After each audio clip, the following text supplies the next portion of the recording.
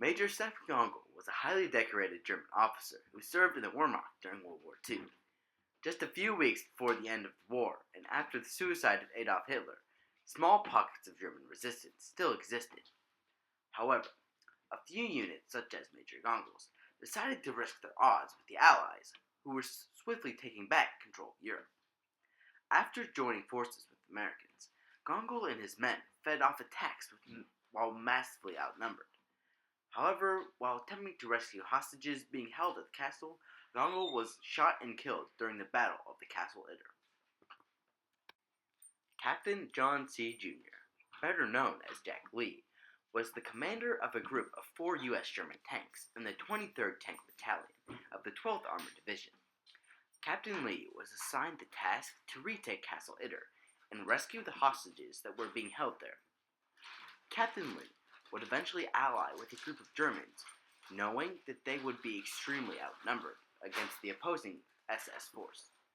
On May 5, 1945, Captain Lee's forces held out against the German attack, losing no American lives.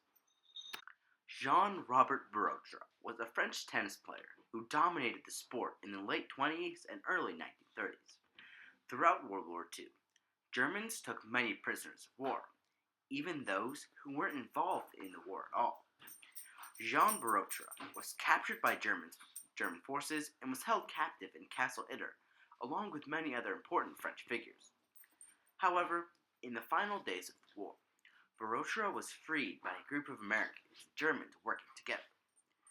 Barotra and the other captives took up arms and helped in the fight, and successfully defended against the German SS. Marie Agnes de Gaulle was the sister of former French President Charles de Gaulle. Charles was leader of Free France throughout World War II, and his sister was seen as a very important asset to Germany. Therefore, Marie de Gaulle was captured by the Germans and held prisoner at the Castle Itter.